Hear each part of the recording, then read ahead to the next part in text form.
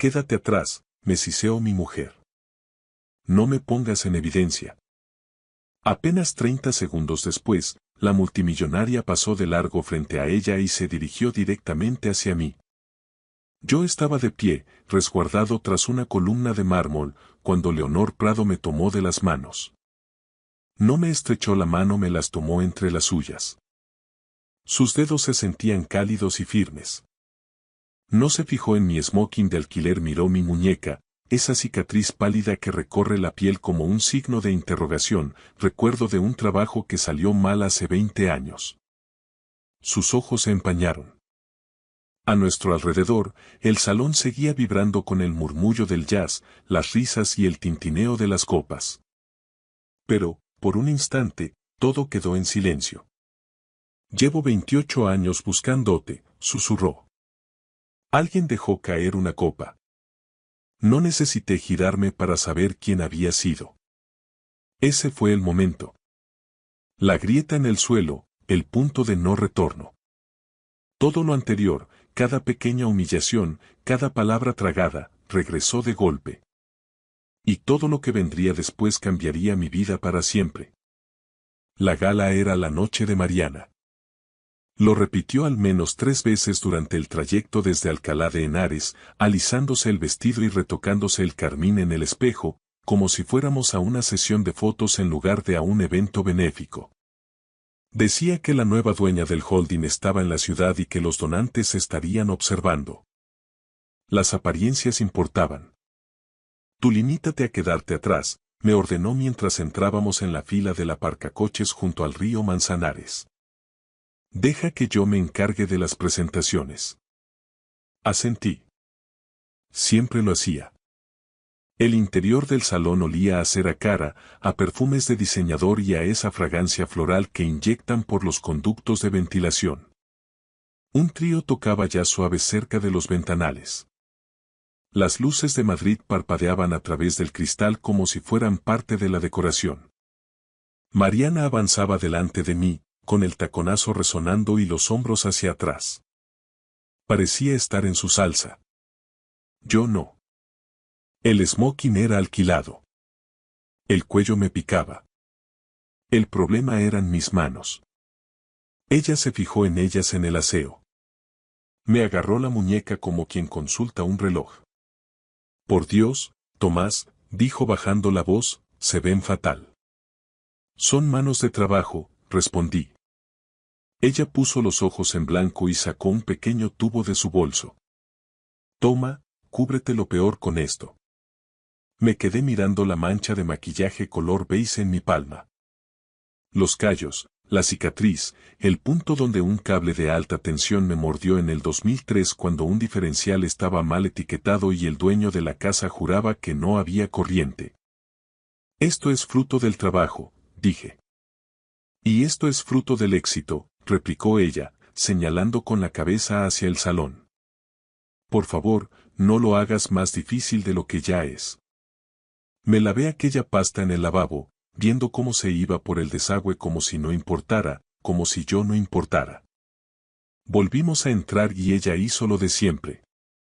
Me colocó medio paso por detrás de su hombro, lo suficientemente cerca para ir a por una copa, lo suficientemente lejos para pasar inadvertido. Quédate atrás, me siseó cuando un grupo de directivos se acercó. No me pongas en evidencia. Me quedé junto a la columna, observando a la multitud, escuchando. Mariana se reía de chistes que ya conocía. Hablaba de liderazgo, cultura empresarial y ética como si fueran inventos suyos. La gente asentía. Las copas chocaban. Pasaban nombres que yo no reconocía. Entonces, la música bajó de intensidad y un murmullo recorrió la sala. Las cabezas giraron. Los móviles desaparecieron. La dueña había llegado. Leonor Prado se movía como quien no necesita pedir permiso. Pasados los 50, con un vestido negro sencillo, el pelo recogido y sin joyas llamativas, lo que probablemente significaba que eran carísimas. Estrechaba manos mientras caminaba, pero sus ojos escaneaban el lugar. Buscaba. Mariana se irguió, alzó su copa y dio un paso al frente con esa sonrisa que yo conocía tan bien. Leonor ni siquiera la vio. Pasó de largo de la sonrisa, pasó del brindis, y vino directa hacia mí. Lo sentí antes de verlo, como un cambio en la presión del aire. Su mirada se clavó en la mía y no me soltó. Acortó la distancia en 3 pasos silenciosos y extendió las manos, con las palmas hacia arriba. Cuando tocó mi mano, se detuvo. Su pulgar rozó la cicatriz. Y entonces lo dijo. 28 años.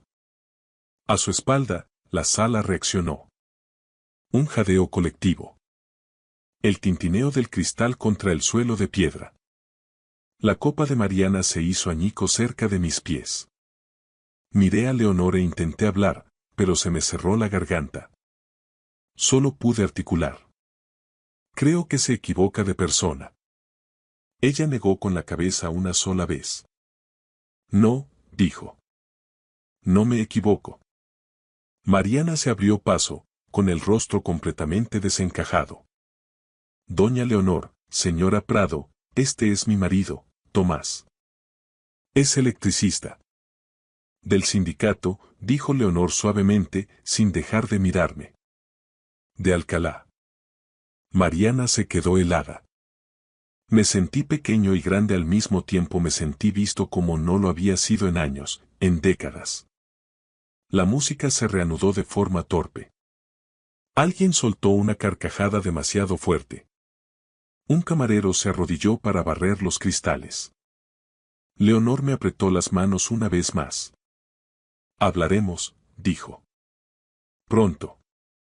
Y entonces se marchó, absorbida por la multitud como si nunca se hubiera detenido. Mariana me miró como si yo hubiera prendido fuego al edificio. ¿Qué ha sido eso? Exigió saber, con la voz tensa. ¿Qué le has dicho? Insistió. Nada. Ella me lo ha dicho a mí. A Mariana le temblaba la mandíbula. Se agachó para recoger su bolso y recuperó la compostura al instante. Vea por otra copa, ordenó. Y quédate atrás. Lo hice. Pero algo había cambiado. Podía sentirlo en el pecho, como una puerta que llevaba años cerrada y que acababa de entreabrirse. Observé a Leonor desde el otro lado del salón mientras Mariana subía al escenario para elogiar la integridad y la visión de futuro. Vi cómo los donantes se inclinaban hacia adelante. Vi cómo la gente me lanzaba miradas, ahora llenas de curiosidad. Y por primera vez en mucho tiempo, me pregunté si había estado quedándome atrás porque ese era mi sitio o porque alguien me había dicho que lo era. No sabía por qué Leonor me buscaba. No sabía qué sabía ella. Pero sabía una cosa. Mi vida ya no era pequeña. Aquella noche no pude pegar ojo. Mariana yacía a mi lado, tiesa como una tabla, dándome la espalda. La habitación del hotel estaba en silencio, salvo por el zumbido del tráfico en el Paseo de la Castellana y alguna sirena ocasional que rebotaba en los edificios. Me quedé mirando el techo, reproduciendo la cara de Leonor una y otra vez. Como sus ojos habían ido directos a mis manos, la seguridad con la que pronunció mi nombre. 28 años. Por la mañana, Mariana ya estaba vestida. Estaba junto a la ventana con el móvil pegado a la oreja, susurrando frases cortas y afiladas. En cuanto notó que la observaba, me dio la espalda. En el trayecto de vuelta a Alcalá, no sacó el tema. Yo tampoco. El silencio se sentó entre nosotros como un tercer pasajero. Se rompió 2 días después. Estaba en la mesa de la cocina con una taza de café, hojeando el diario local, cuando mi móvil vibró. Un número desconocido, prefijo de Madrid. ¿Tomás Keller? Preguntó una mujer al responder. Sí. Soy Leonor Prado. Cerré los ojos. Nos citamos en una cafetería de barrio, de esas con bancos de Sky y una campana en la puerta que todavía tintinea al entrar. Leonor ya estaba allí, sentada de espaldas a la ventana, con las manos rodeando una taza de loza desconchada. Sin séquito, sin asistentes, solo ella. «¿Sigues tomando el café solo?», dijo mientras yo me deslizaba en el banco frente a ella. «Nunca dejé de hacerlo», respondí. Esbozó una sonrisa, una curva mínima en sus labios, y por un segundo la vi más joven. Con el pelo suelto, riendo en las gradas de un campo de fútbol con una bandeja de cartón llena de patatas fritas sobre las rodillas. «¿Te acuerdas?», pregunté. «Lo recuerdo todo», dijo ella. «Ese es el problema». Me contó que había vuelto a la ciudad hacía años. Pasó en coche por el viejo campo municipal del Val. La valla metálica estaba oxidada y el césped descuidado. Pero aún podía verme en el cajón de bateo, en el verano del 95, parte baja de la séptima entrada, 2 outs. El chasquido del bate. La forma en que todo el estadio se puso en pie a la vez. «Le dije a mi compañera de piso que me iba a casar contigo», dijo, como quien habla del tiempo. Solté una risa corta y sorprendida. En aquel entonces ni siquiera podía permitirme un coche. «Tenías algo mejor», replicó ella. «Eras constante». El recuerdo me golpeó con fuerza. El olor a hierba cortada. El sabor del polvo. La voz de mi padre desde la grada antes de que enfermara. Le conté por qué dejé el béisbol. El funeral, las facturas, el trabajo en la fábrica que se convirtió en un aprendizaje y luego en mi carné de electricista oficial. «Te escribí», dijo ella en voz baja. «Después de mudarme, llamé. Incluso pregunté por ti». «Nunca recibí nada», dije. Ella asintió, como si esperara esa respuesta. «Lo sé». No pregunté cómo lo sabía. Tenía miedo de la respuesta. Hablamos durante una hora sobre cómo había cambiado Alcalá, sobre el trabajo, sobre el tiempo. No me tocó, no coqueteó, simplemente escuchó. Cuando nos levantamos para irnos, deslizó una tarjeta sobre la mesa.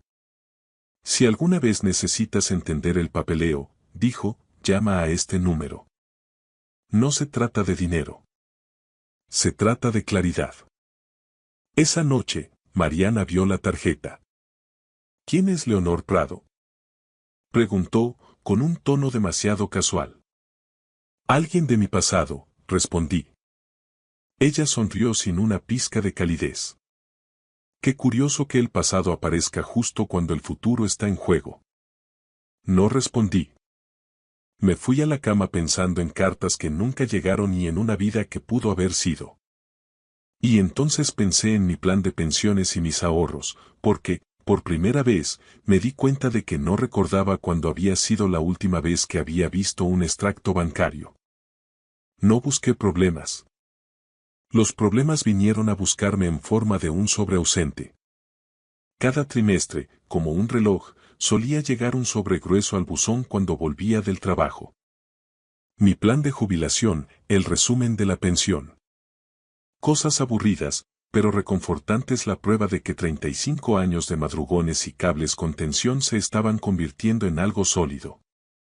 Ese sobrellevaba tiempo sin aparecer. Al principio me dije que ahora todo sería digital. Mariana lo había dicho más de una vez. «Es más ecológico y limpio, Tomás». Pero la idea no me dejaba en paz.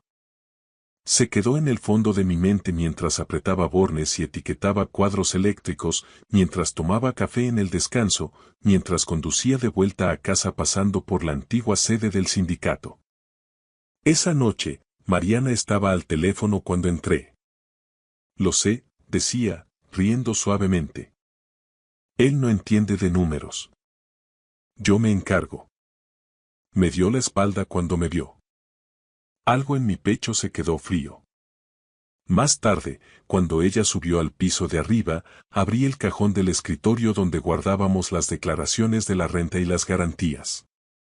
Las carpetas estaban allí, ordenadas como siempre, pero el archivador azul de jubilación había desaparecido.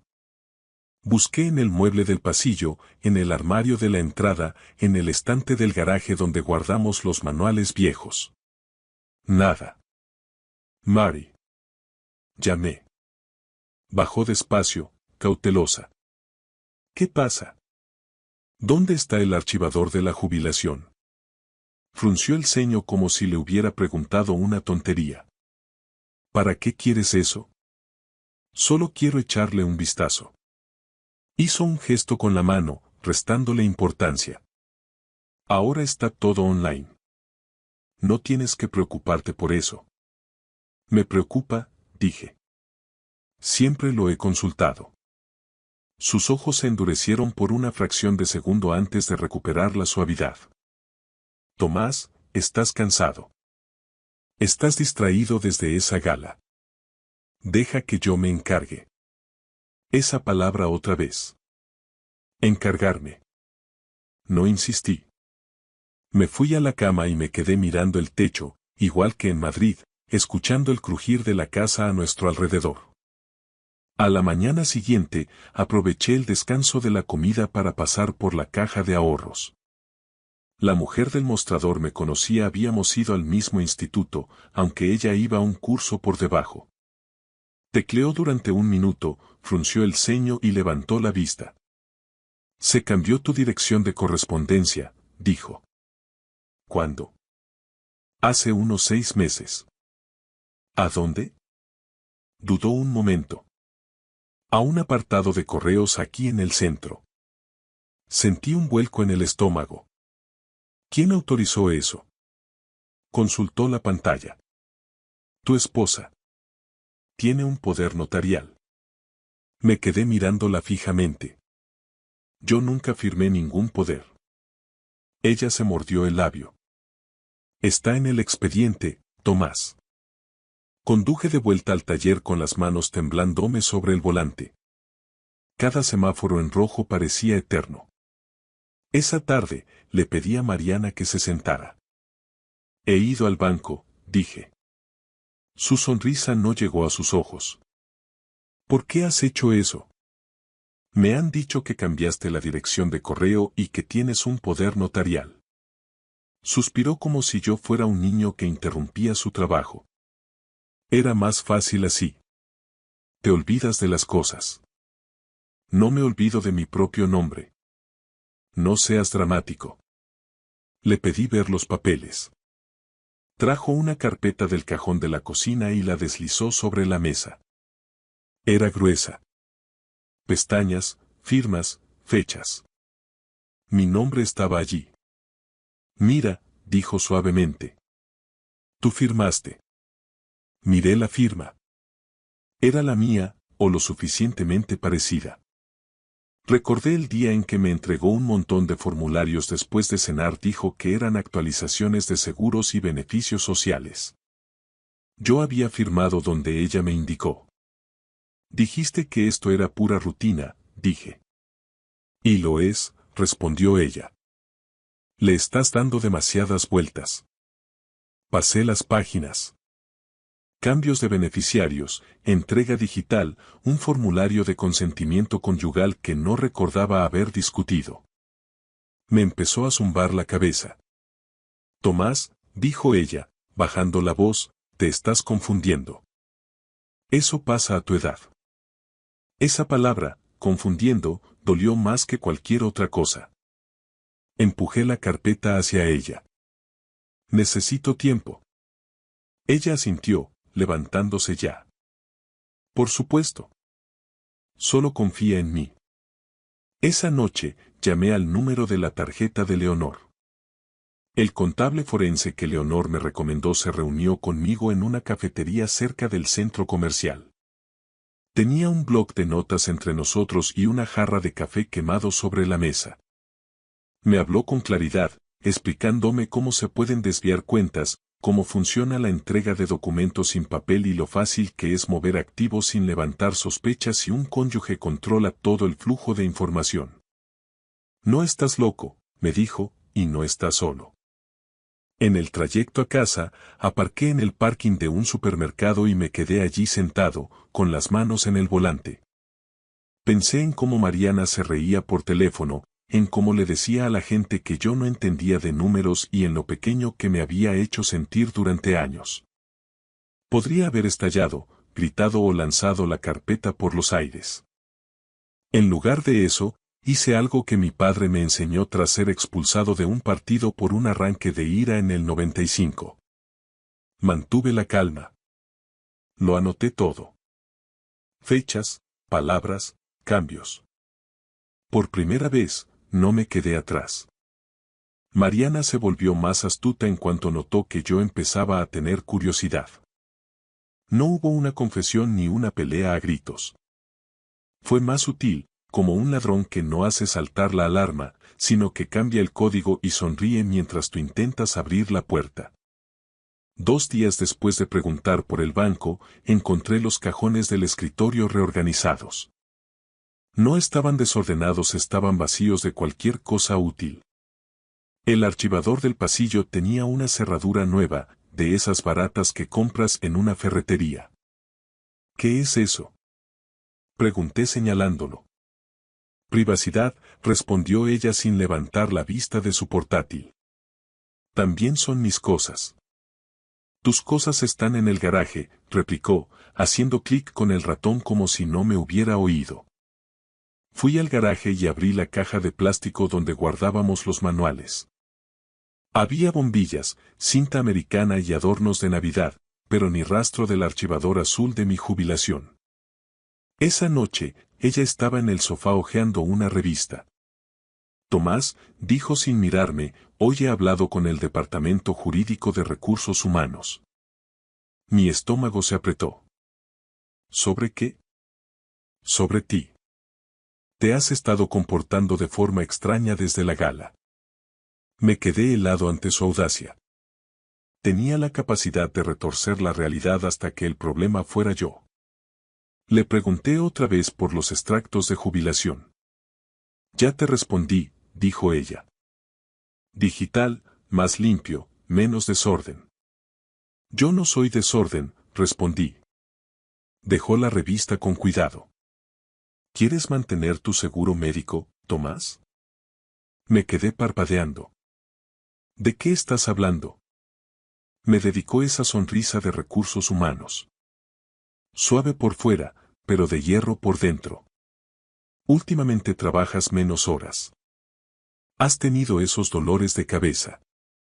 Si vas a empezar a acusarme de cosas, vas a crear inestabilidad. Inestabilidad, repetí, saboreando la palabra. Es la realidad, dijo ella. A nuestra edad no podemos permitirnos errores. Tú no entiendes cómo funcionan estos beneficios sociales. Esa era su frase, usada como un martillo. Tú no entiendes. Quería gritarle que yo había cableado medio polígono industrial de la ciudad y que jamás había confundido una fase con un neutro. Pero esto no era electricidad, era personal. Alguien intentaba que dudara de mi propia mente. Así que hice lo que no esperaba. Asentí. Está bien, dije con calma. Enséñame. ¿Enseñarte qué? Sus ojos se entrecerraron. Las cuentas. Entra ahora mismo. Dudó lo suficiente para confirmarme que no estaba acostumbrada a que la desafiaran. Luego cogió el portátil y lo giró hacia mí, con los dedos volando sobre las teclas. Te vas a agobiar, soltó. Lo intentaré, respondí. Inició sesión rápido, como un mago practicando un truco. La pantalla parpadeó y aparecieron números. Se desplazó por la página a toda prisa, demasiado rápido, y cerró el portátil de golpe. ¿Ves? Todo está bien. Eso no es enseñarme, dije. Lo es. Estalló ella, antes de suavizar el tono.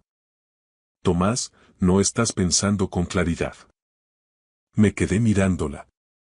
Era la mujer a la que había defendido en funerales, vacaciones y reuniones de padres. La mujer que solía apoyar la cabeza en mi hombro cuando íbamos al autocine y aún nos reíamos juntos. Pienso con más claridad que en años, le dije. Subí las escaleras y cerré la puerta del dormitorio. Mis manos temblaban, pero no de miedo, sino por el esfuerzo de contenerme. Al día siguiente, después del trabajo, fui a la biblioteca pública. Yo, el tipo que prefería reconstruir un motor antes que resetear una contraseña, sentado frente a un ordenador público con las gafas de cerca en la punta de la nariz. Saqué el móvil y llamé de nuevo al contable forense. Vale, le dije, háblame como si tuviera 5 años. Él soltó una risita. Esa es la mitad de mi trabajo. Me guió paso a paso. Recuperación de correos, preguntas de seguridad, autenticación en 2 pasos. Mis dedos, acostumbrados a las herramientas, tropezaban con el teclado. Tras 40 minutos, logré entrar en una cuenta de correo antigua que Mariana no sabía que aún usaba. Y allí estaba. Notificaciones, cambios de cuenta, actualizaciones de dirección y una confirmación de cambio de beneficiario que yo nunca había visto porque se enviaba a la nueva bandeja de entrada digital que ella controlaba. Se me secó la garganta. Lo imprimí todo, página por página. La impresora de la biblioteca chillaba como si me odiara, pero escupió las pruebas.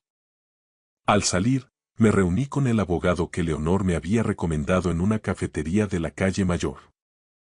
Era un hombre de unos 60 años que hablaba como alguien que ha pasado décadas viendo a la gente mentir bajo focos potentes.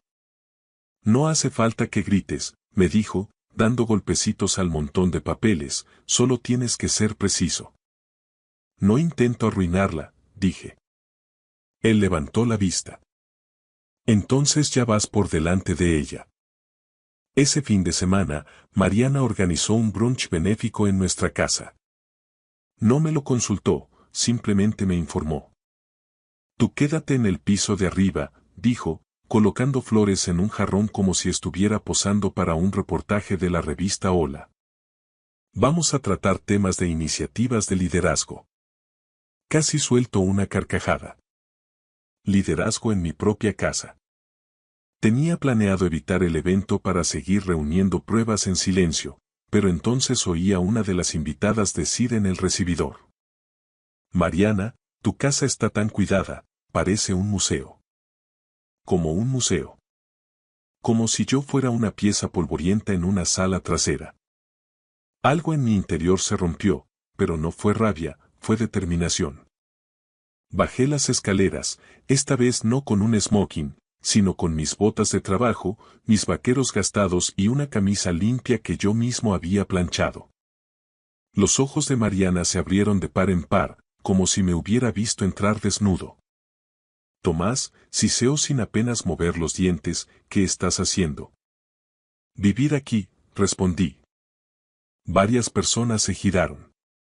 Uno de los donantes, un hombre de pelo canoso, miró mis botas y sonrió con aprobación. ¿Son unas chiruca? Preguntó. Sí, dije.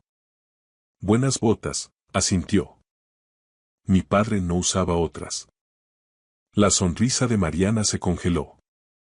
Por un segundo, dejé de ser invisible. Esa noche, cuando todos se fueron, me acorraló en la cocina. Me has puesto en evidencia, dijo, con la voz temblando de ira. La miré con calma, apoyado en la encimera. Tú llevas años poniéndome en evidencia a mí. Su rostro se puso rojo. ¿Te crees muy listo ahora porque una multimillonaria te dirigió la palabra en una gala? No respondí. No le di nada que pudiera retorcer. En su lugar, fui al garaje y abrí una caja de cartón que no había tocado en mucho tiempo. Recortes viejos de béisbol, una foto de equipo desgastada y una cinta de casete con la letra de Leonor que decía: Verano del 95. Me senté en el banco de trabajo y la sostuve durante mucho tiempo. No porque quisiera huir al pasado, sino porque me recordaba que yo solía ser un hombre que se plantaba en el cajón de bateo sin pestañear. A la mañana siguiente, recibí un mensaje de Leonor. Sin rodeos ni sentimentalismos, solo un lugar y una hora. Una cafetería tranquila en el centro de Alcalá. Cuando nos vimos, ella parecía cansada de una forma que el dinero no puede curar.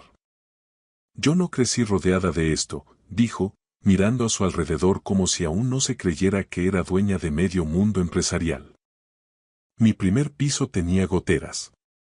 Aprendí a guardar todos los recibos porque nadie más iba a protegerme. Deslizó una carpeta sobre la mesa. No era dinero. Era acceso. Copias de políticas corporativas, esquemas de procedimientos de cumplimiento y los canales adecuados para presentar pruebas sin ser aplastado por los amigos de Mariana en recursos humanos. Tu historia necesita luz, dijo ella. No drama, sino luz. Tragué saliva. Vendrá a por mí. Leonora sintió una vez. Entonces lo haremos bien.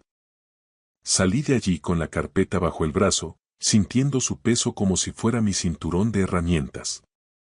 Mariana pensaba que había cerrado el archivador con llave.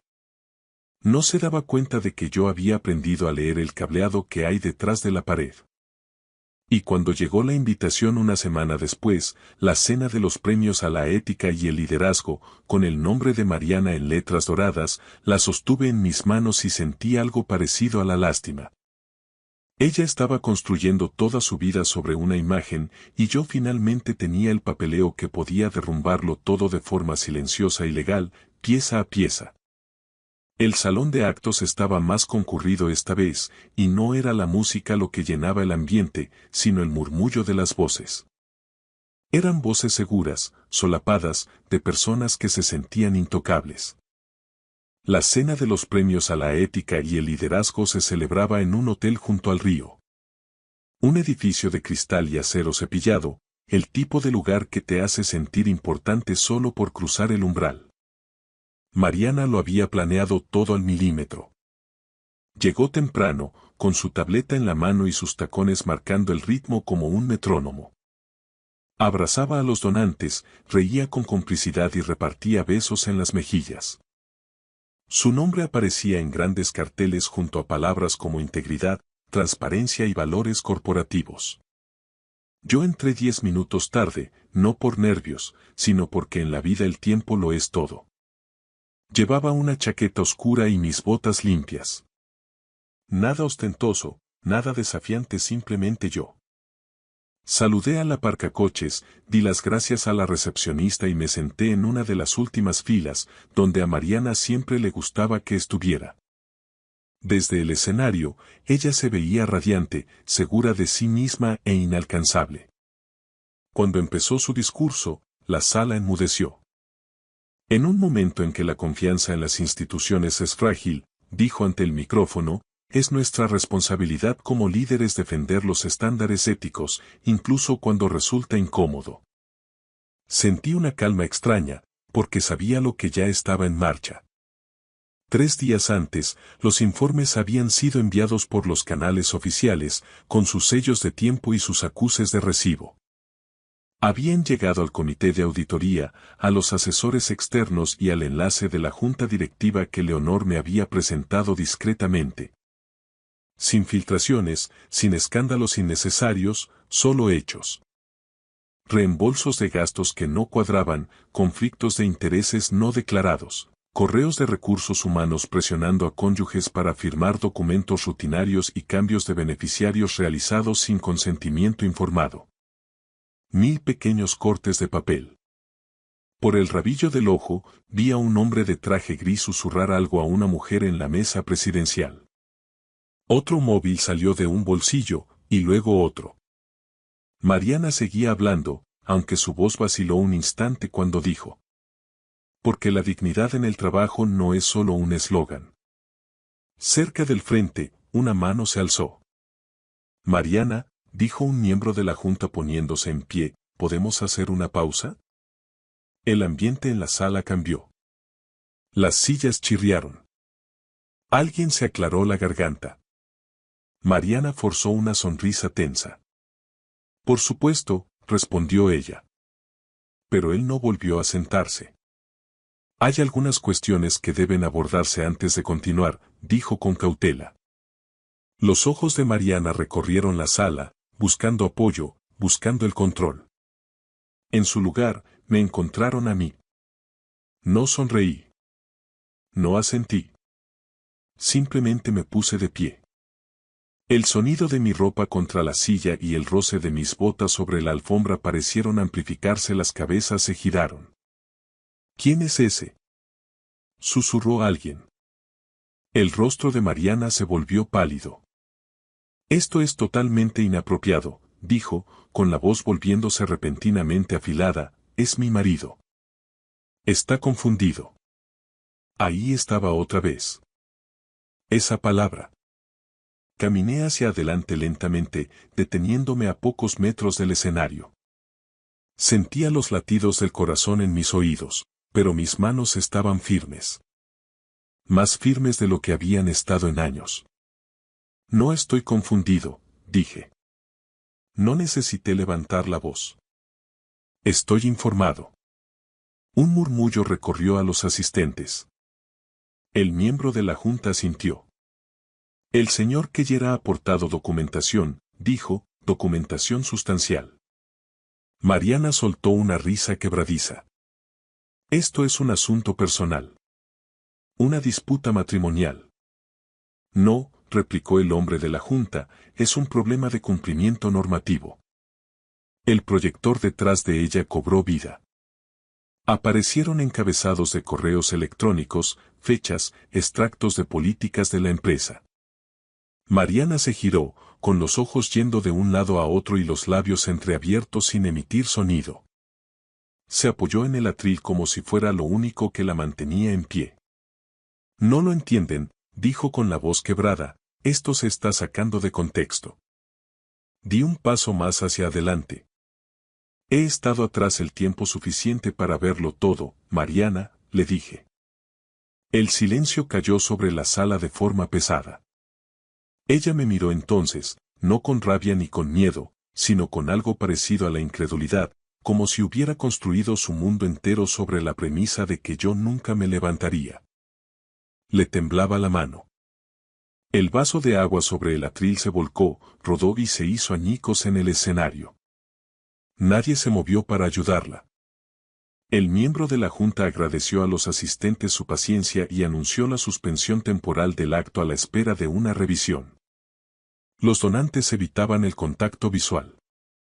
Algunos me miraron con algo que se parecía al respeto. Mariana fue escoltada fuera del escenario por primera vez, el ritmo de sus tacones estaba totalmente roto. Yo no la seguí. Me quedé donde estaba hasta que la sala empezó a bullir de nuevo, esta vez con una energía distinta. Con preguntas reales. Cuando finalmente salí a la calle, el aire de la noche se sentía fresco y limpio. Me quedé junto al río y respiré. Leonor se acercó un momento después. No me tocó. Lo has hecho, dijo ella. Lo hemos hecho bien, respondí. Ella asintió. Dentro, las piezas del dominó seguían cayendo, pero allí fuera, bajo las luces de la ciudad, me sentí como no me sentía desde aquel verano del 95. Sólido. Me mudé a la semana siguiente. Sin prisas, sin huidas en mitad de la noche. Empaqué lo que era mío. Mis herramientas, mi ropa, una caja con fotos viejas y la cinta del 95. Dejé el resto exactamente donde estaba. Que la casa se viera impecable sin mí. El abogado se encargó de lo demás. Gracias al rastro de documentos y a que todo se hizo de forma correcta, el divorcio no se convirtió en un circo. Se revirtieron los cambios de beneficiarios, se corrigieron las cuentas de jubilación y se anuló el poder notarial. No fue un premio gordo, fue justicia. Y después de años de oír que no entendía de números, la justicia me supo a victoria. Mariana perdió su trabajo antes de que terminara la investigación. Los directores de recursos humanos no sobreviven a violaciones de la ética, especialmente si son públicas. Me enteré por la gente, porque en una ciudad como Alcalá todo se sabe, que ella andaba explorando nuevas oportunidades. Esa era la frase que a ella le gustaba usar con los demás. No me regodeé, no llamé, no fui a buscarla. Aprendí que la venganza no es ruidosa cuando se hace bien, es definitiva. Los días de tranquilidad fueron los más difíciles. Hubo mañanas en las que despertaba solo en un pequeño piso cerca de la vía Complutense y sentía el peso de todo en mi pecho. 30 años es mucho tiempo para darte cuenta de que te has estado haciendo pequeño a ti mismo. Algunas noches me quedaba despierto mirando un techo que no era el mío, preguntándome cómo no lo vi antes. Pero luego había otros momentos. Como la primera vez que revisé mis cuentas yo solo y entendí cada línea. O la tarde en que me detuve en el viejo campo de El Val y vi un partido de juveniles desde la grada, el chasquido del bate sonaba igual. O el día que quedé con Leonor para tomar café de nuevo. Sin galas, sin discursos, solo un sitio tranquilo con tazas desconchadas y bollería regular. Hablamos despacio, con cuidado, sobre dónde estábamos ahora y no sobre dónde habíamos estado. No fingimos que teníamos 25 años otra vez. No precipitamos nada. A nuestra edad, no persigues fuegos artificiales, buscas una luz constante. A veces conducíamos con la radio baja, escuchando rock clásico. A veces no decíamos nada. Con eso bastaba. Pensé mucho en la dignidad durante esas semanas. En lo fácil que es entregarla, una pequeña concesión tras otra. En cómo quedarse atrás se convierte en un hábito si no tienes cuidado. A mis 57 años, no estaba empezando de cero. Estaba recuperándome a mí mismo. Si esta historia te ha tocado de cerca, si alguna vez te has sentido invisible, infravalorado o apartado silenciosamente, tómate un momento para reflexionar sobre ese sentimiento. Comparte esta historia con alguien que pueda necesitarla. Y si quieres escuchar más relatos sobre la fuerza silenciosa, las lecciones difíciles y las segundas oportunidades, considera suscribirte. Algunas personas pasan su vida entera intentando impresionar a los demás en una sala llena de gente. Otras, finalmente recuerdan quiénes son y dan un paso al frente. Gracias por escuchar mi historia hasta el final.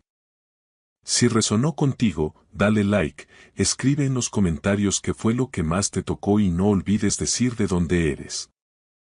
Suscríbete al canal, vienen muchas más historias. Por la gran vía madrileña cuando vi a mi hija mendigando, apretando a mi nieta contra su pecho entre el rugido de los motores y el calor asfixiante del asfalto. Sus ojos, cargados de un terror que no reconocí, me suplicaron en un susurro. Papá, vete, por favor. Nos están vigilando. Fue en ese preciso instante cuando comprendí que su marido y esa víbora de su suegra habían orquestado todo este infierno. Solo alcancé a decirle. No te preocupes. Déjamelo a mí. Lo que aún no sospechaba era hasta qué punto llegaba su maldad. No se habían limitado a robarle su patrimonio. La habían acorralado, cazado y empujado hasta el abismo, pero yo me iba a encargar de que pagaran por cada lágrima. Me llamo Tomás García, y a mis 66 años he aprendido que, a veces, el silencio no es solo prudencia, es supervivencia. Eso era lo que buscaba aquella tarde de junio mientras salía del Hospital Universitario La Paz. Las palabras del cardiólogo aún resonaban en mi cabeza. Tomás, su tensión se dispara cuando se altera. Necesita evitar el estrés a toda costa. Apagué el aire acondicionado a pesar de los casi 40 grados que asolaban Madrid a veces, la incomodidad física ayuda a despejar la mente mejor que cualquier lujo. El tráfico estaba colapsado en el nudo de Plaza Elíptica. Me detuve ante el semáforo en rojo, con las manos apoyadas en el volante, dejando que la mente vagara sin rumbo fijo. Fue entonces cuando la vi. Una mujer se movía entre los coches, delgada y con la ropa hecha jirones. Sus prendas estaban manchadas y rotas, y caminaba descalza sobre el asfalto ardiente, lo suficientemente caliente como para quemar la piel al contacto. Llevaba a un bebé sujeto al pecho, una criatura diminuta de mejillas pálidas cuya cabecita colgaba débilmente contra su hombro. Pasaba de ventanilla en ventanilla, contando las monedas de céntimo en su palma con una urgencia desesperada.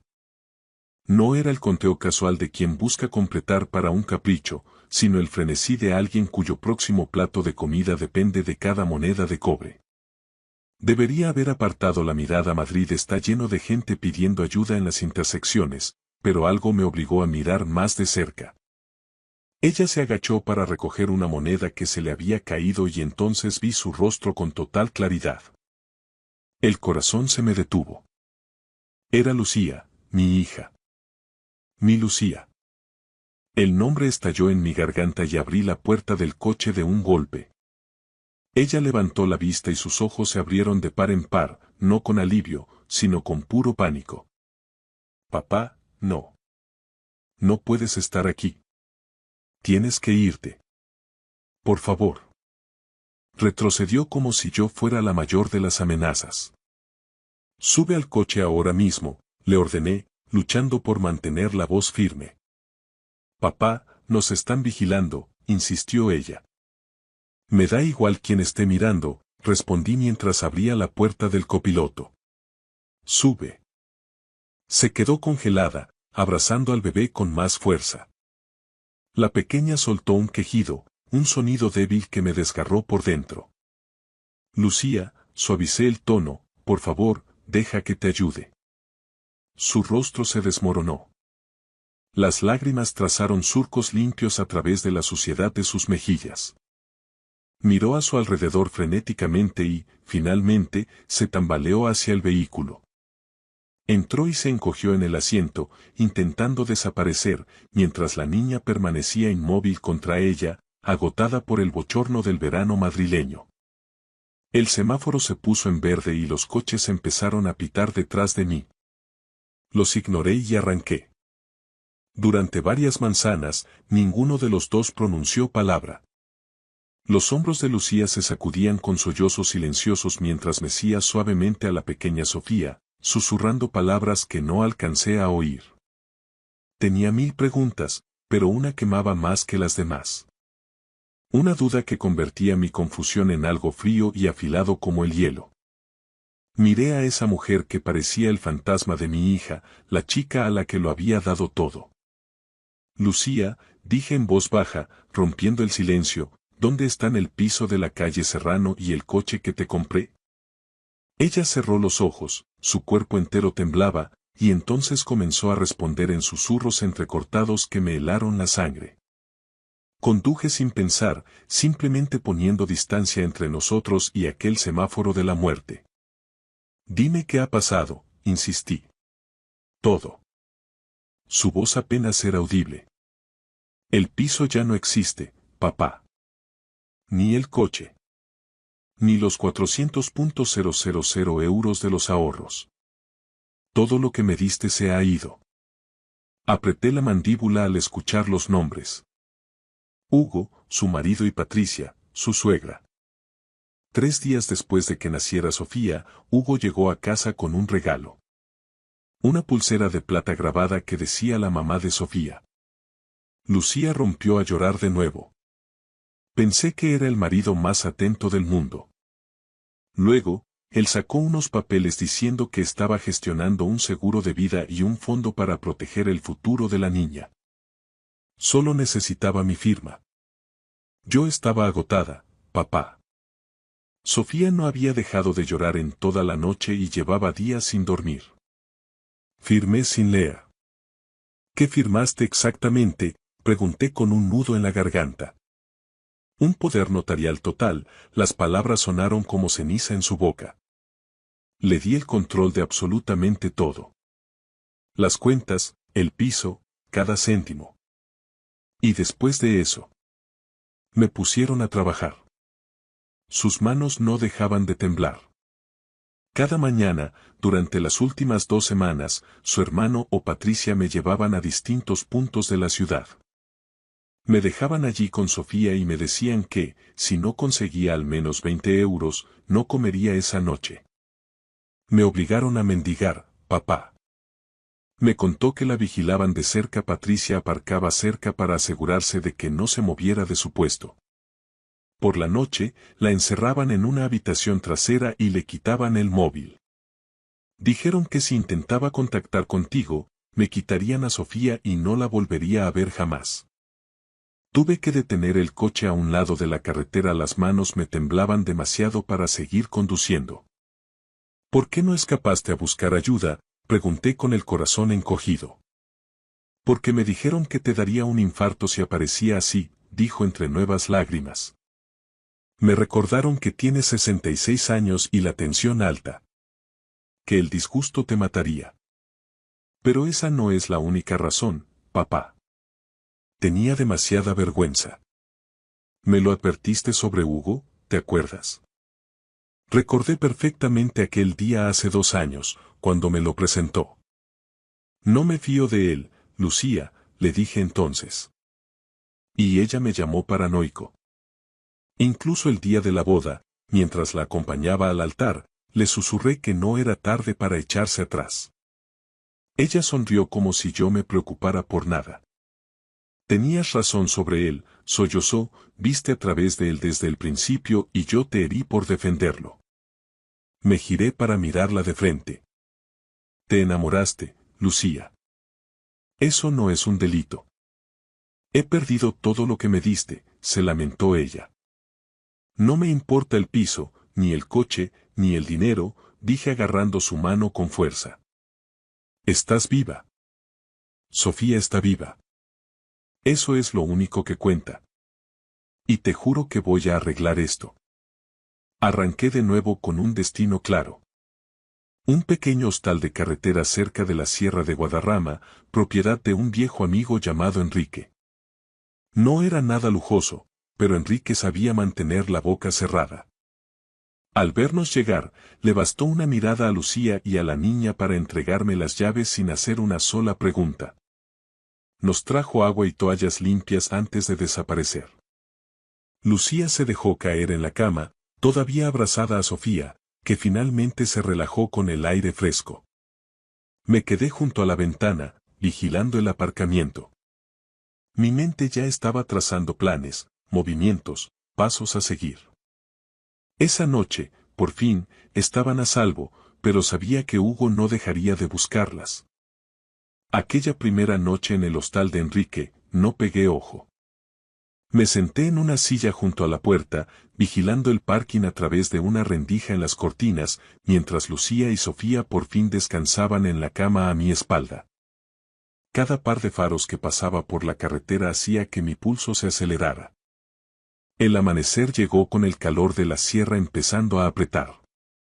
Dejé a Lucía durmiendo y conduje hasta un Carrefour cercano para comprar lo básico. Leche de fórmula, pañales, ropa limpia y artículos de aseo. Cuando regresé, Lucía ya estaba despierta alimentando a Sofía con un biberón que Enrique había conseguido de algún sitio. Gracias, papá, me dijo en voz baja. Yo solo asentí, las palabras sobraban en ese momento. El segundo día transcurrió en una calma tensa. Lucía se duchó por primera vez en semanas.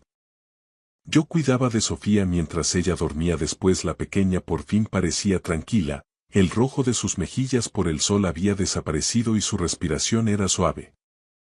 Pasé esas horas pensando y planeando. Hugo tenía dinero, contactos y, evidentemente, ninguna conciencia. No podía limitarme a esconder a Lucía y esperar que se rindiera. Tipos como él no se rinden, escalan el conflicto. Necesitaba ayuda real. Un abogado, quizás un investigador privado, gente que entendiera cómo luchar en este tipo de guerras. Pero primero, debía llevarlas a un lugar más seguro. El tercer día empezó igual de tranquilo, hasta que alguien llamó a la puerta. 3 golpes secos. Pausa. 3 golpes más. Lucía palideció al instante. Papá, susurró. Le hice una señal para que guardara silencio. Los golpes volvieron, más fuertes, y luego una voz melosa y artificialmente amable me hizo revolver el estómago. Sr. García, me llamo Borja. Vengo de parte de Hugo Santillana. Ha habido un malentendido familiar y nos gustaría hablar para solucionarlo. Me acerqué a la puerta sin abrirla. No hay nada de qué hablar. Caballero, entiendo que las emociones estén a flor de piel, pero Lucía es la esposa de Hugo y Sofía es su hija. Si usted las está reteniendo contra su voluntad, eso podría considerarse interferencia en la custodia e incluso secuestro. ¿Custodia? La rabia me quemaba el pecho, pero mantuve la voz nivelada. Hugo las echó a la calle.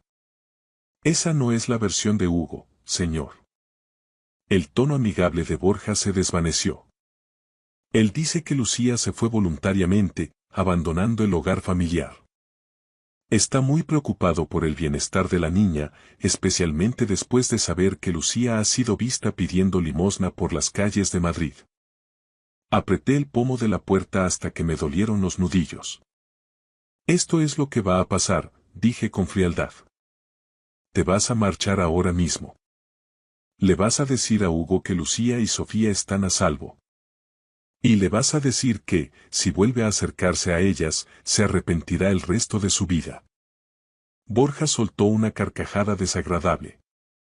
Señor García, usted es un hombre mayor con problemas de corazón. Hugo tiene recursos, bufetes de abogados en la Castellana y contactos. Puede hacer que esto sea muy difícil para usted. Vete de mi propiedad.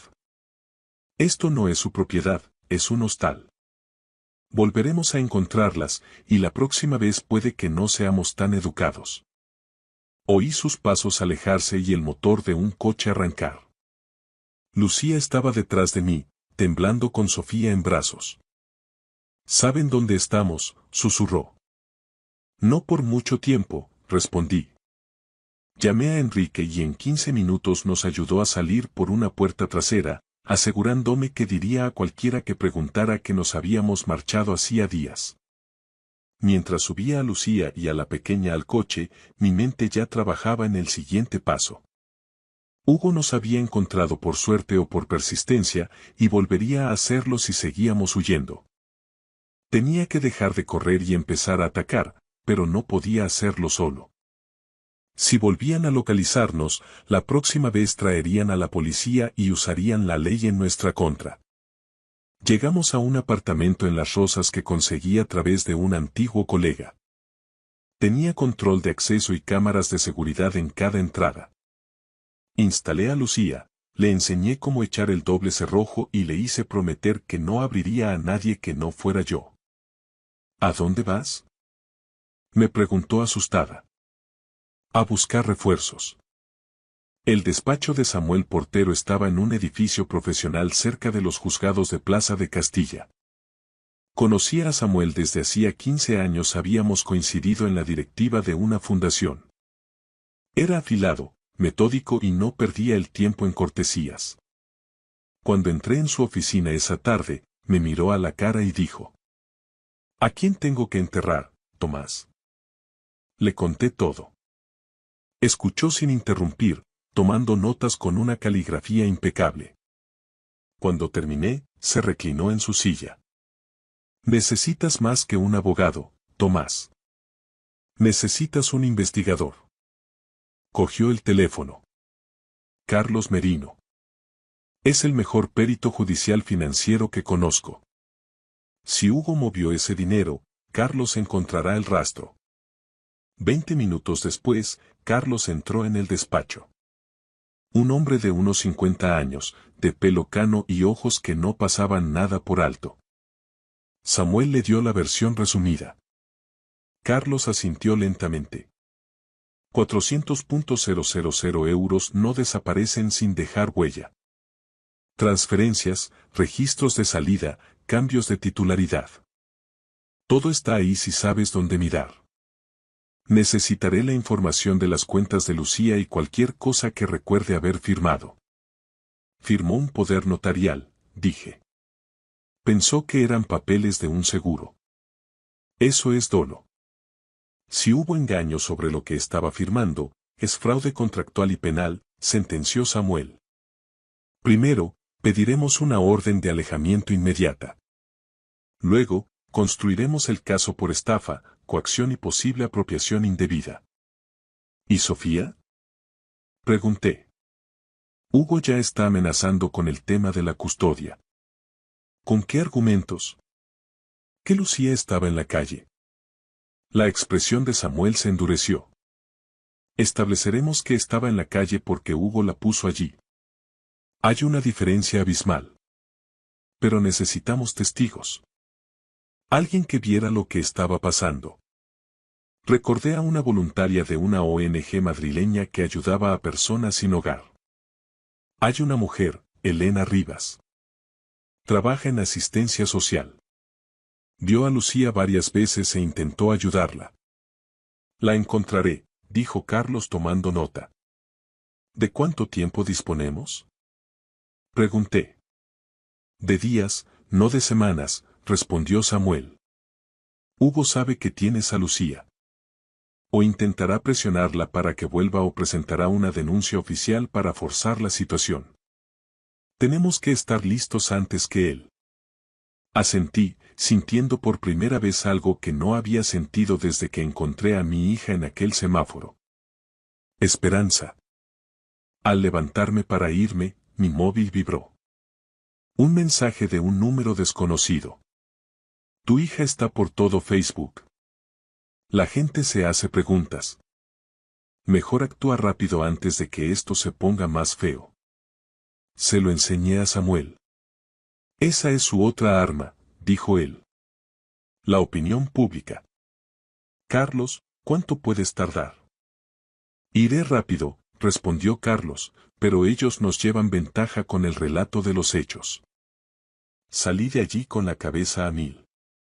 Hugo no solo iba a por Lucía legalmente, iba a por su reputación, asegurándose de que, incluso si ganábamos en el juzgado, ella ya hubiera perdido ante los ojos de todo el mundo.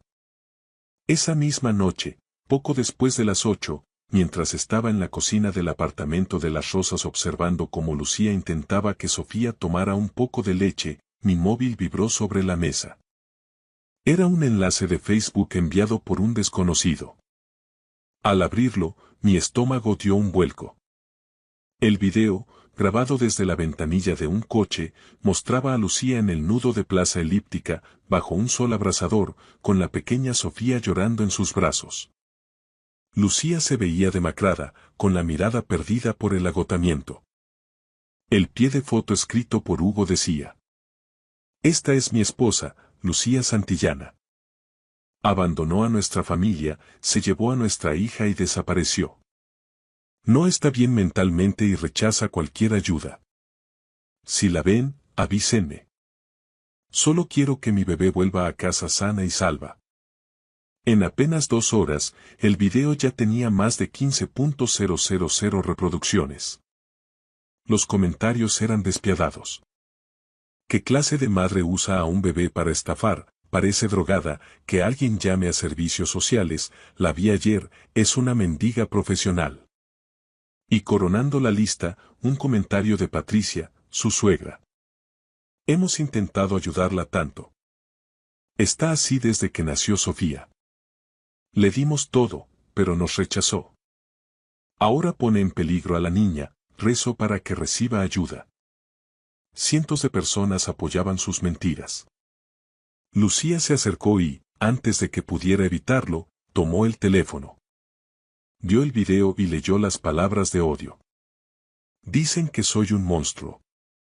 Que uso a mi hija por dinero, susurró con la voz rota antes de romper a llorar desconsoladamente. La gente le cree a él, papá. Creen que soy una mala madre. Llamé a Samuel de inmediato. Lo he visto, Tomás, me dijo antes de que pudiera hablar. Tenemos que responder, Samuel, hay que contar la verdad, exigí. Pero su respuesta fue tajante, no. Si respondes ahora, parecerás desesperado. Hugo quiere que pelees en público porque controla el relato. Deja que sigan publicando. Cada mentira de Patricia y cada post de Hugo son pruebas de su coordinación. Deja que piensen que están ganando. Cuando llegue el momento de ir a juicio, usaremos sus propias palabras para enterrarlos. Odiaba quedarme de brazos cruzados, pero confiaba en él. Pasé la noche en vela, vigilando la puerta y viendo cómo el contador de visitas subía. 31.000 a medianoche, 50.000 al amanecer. Sabía que el siguiente movimiento de Hugo no sería digital, vendría en persona. Y así fue. A las 9 de la noche siguiente, 3 golpes secos resonaron en la puerta. Miré por la mirilla. Era Mario, el hermano de Hugo. Sr. García, tenemos que hablar, dijo con una calma gélida. No abrí. Se ha llevado a la hija de Hugo, eso es secuestro en este país, continuó él. Y usted es un hombre mayor interfiriendo en asuntos de custodia. Es peligroso.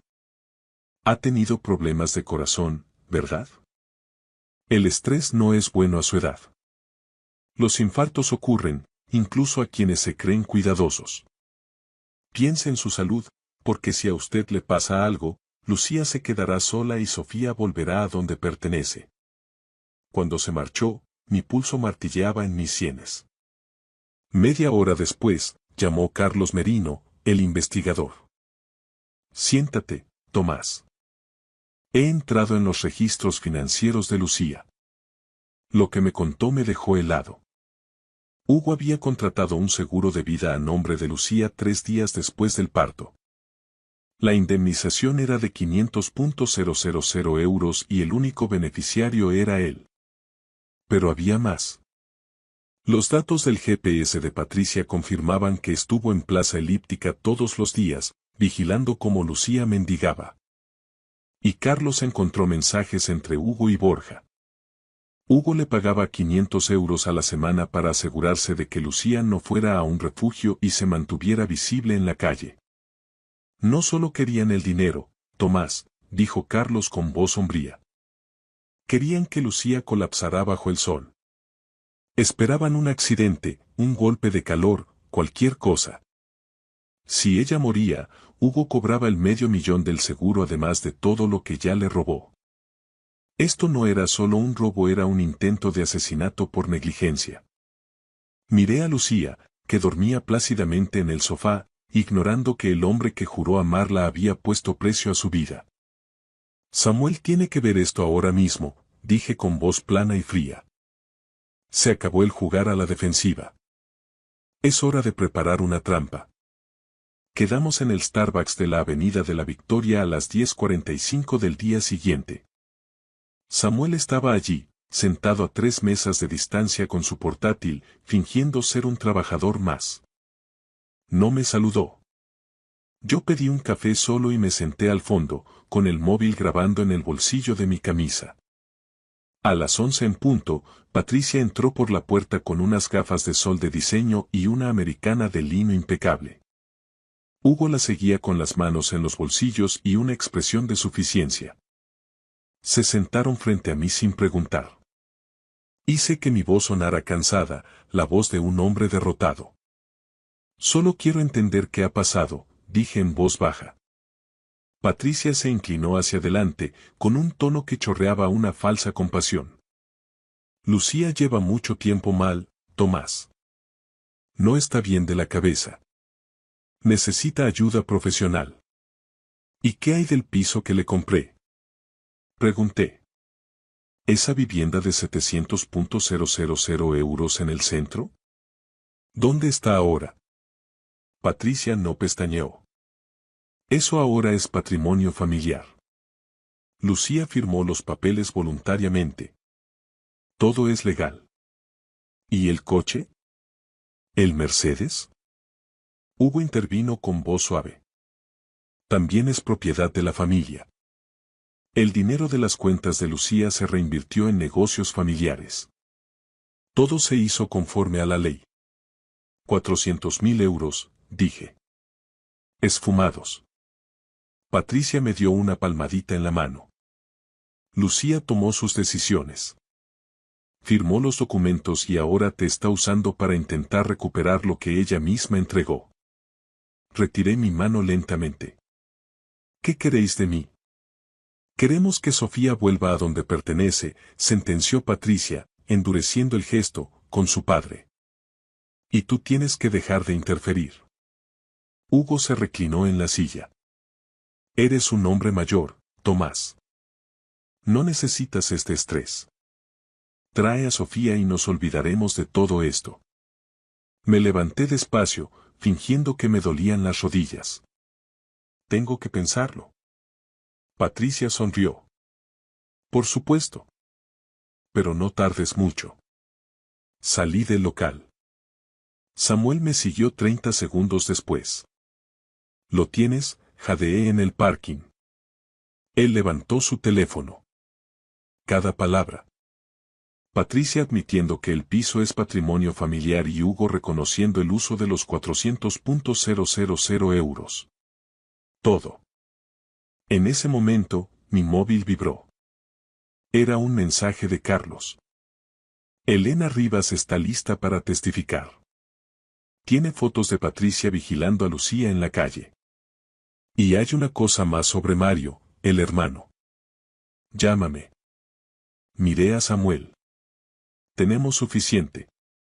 Es hora de que rindan cuentas. A través del cristal del Starbucks, vi a Patricia y a Hugo riéndose. No tenían ni idea de que el mundo que habían construido sobre el sufrimiento de mi hija estaba a punto de desmoronarse. El mensaje de Carlos sobre Mario sugería una última verdad oscura, pero eso tendría que esperar hasta que nos enfrentáramos a Hugo por última vez. El día 11, Hugo Santillana entró en el despacho de Samuel a las 14 en punto. Vestía un traje a medida y mantenía una confianza absoluta. Miró a Samuel, a Carlos y a mí, y sonrió. Caballeros, dijo sentándose, me alegra que por fin podamos hablar como personas civilizadas. Samuel no le devolvió la sonrisa. Abrió su portátil y lo giró hacia él. No estamos aquí para hablar. Estamos aquí para mostrarte lo que tenemos. Le dio al play. La voz de Patricia llenó la sala. Eso ahora es patrimonio familiar. Todo es legal. Luego, la voz de Hugo. El dinero se reinvirtió en negocios familiares. La sonrisa de Hugo se congeló. Nos habéis grabado. Lo hemos hecho, dijo Samuel. Y eso es solo el principio. Carlos dio un paso adelante y puso varios documentos sobre la mesa. Registros bancarios. 400.000 euros transferidos de la cuenta de Lucía 3 días después de que firmara lo que ella creía que era un seguro. Sin autorización real. Solo desaparecieron. Lucía me dio acceso, balbuceó Hugo. No, replicó Carlos. Firmó un poder notarial que camuflaste como un seguro de vida, y tu hermano Mario falsificó su firma 7 veces en las escrituras del piso, en el título del coche y en formularios bancarios. Eso es fraude, falsedad documental y usurpación de identidad. Hugo palideció. Carlos sacó otra carpeta. Seguro de vida de 500.000 euros, solicitado 3 días después del nacimiento de Sofía. Beneficiario. Hugo Santillana al 100%. Patricia estuvo en Plaza Elíptica cada día durante 2 semanas vigilando a Lucía mientras mendigaba. Tenemos los mensajes entre tú y Borja. Le pagabas 500 euros a la semana para mantener a Lucía en la calle. No solo le estabas robando, Hugo. Estabas esperando a que muriera. La habitación se quedó en un silencio sepulcral. Hugo apretó los reposabrazos de la silla. Esto es. Estáis tergiversando todo. El seguro era por la seguridad de la familia. Entonces, ¿por qué el beneficiario eres solo tú? Preguntó Samuel. Ni Sofía, ni Lucía. Solo tú. Hugo abrió la boca, pero no salió ningún sonido. Samuel deslizó un último documento. Hemos presentado la demanda esta mañana. Estafa civil, robo y conspiración. También vamos a dar traslado a la Fiscalía para que inicie acciones penales. He conseguido el bloqueo preventivo de todos tus activos. El piso, el coche, las cuentas. Todo. Hugo se levantó rápido. Podemos arreglarlo. Devolveré el dinero. Podemos llegar a un acuerdo. Demasiado tarde, dije yo, levantándome y poniéndome frente a él. Intentaste borrar a mi hija. Robaste todo lo que le di. La obligaste a mendigar a 40 grados con un bebé. Pagaste a gente para verla sufrir. Hiciste un seguro de vida sobre ella como si fuera una inversión. Estás acabado. Hugo miró a su alrededor una última vez, derrotado, y salió del despacho con las manos temblando. Samuel suspiró y me miró. No ha terminado del todo, Tomás, pero acabamos de ganar la batalla más importante. Miré por la ventana. Abajo, en la calle, Hugo caminaba hacia su coche con los hombros hundidos. Por primera vez en 2 semanas, pude respirar. Pasaron 6 meses desde aquel enfrentamiento en el despacho de Samuel. Madrid lucía diferente bajo las luces de Navidad, mucho más acogedora que bajo el sol inclemente de junio. Me encontraba en el salón del nuevo piso de Lucía, en una zona tranquila de Majadahonda, viendo cómo Sofía gateaba por la alfombra persiguiendo las luces del árbol. La batalla legal fue feroz, pero las pruebas que Carlos Merino reunió eran irrefutables. Hugo Santillana y su hermano Mario fueron procesados por estafa agravada y falsedad documental. El juez dictó una sentencia ejemplar. Hugo fue condenado a 5 años de prisión y Mario a 3. Pero lo más importante fue que el tribunal declaró nulo el poder notarial por haber sido obtenido mediante dolo y coacción. Lucía recuperó la titularidad del piso de la calle Serrano, aunque decidió venderlo de inmediato. Demasiados fantasmas, papá, me dijo. Con el dinero de la venta y los 400.000 euros recuperados de las cuentas que Hugo había intentado ocultar, empezó de cero. Patricia, la suegra, no terminó en la cárcel debido a su edad, pero fue condenada a pagar una indemnización astronómica y tiene una orden de alejamiento permanente tanto de Lucía como de Sofía. El video que subieron a Facebook se convirtió en su propia tumba social. Ahora todo el mundo conocía su verdadera cara. Esa noche, mientras cenábamos, Lucía me miró con una serenidad que no le veía desde hacía años. Papá, gracias por no rendirte, dijo mientras tomaba mi mano. Gracias por no dejar que el orgullo te impidiera buscarme.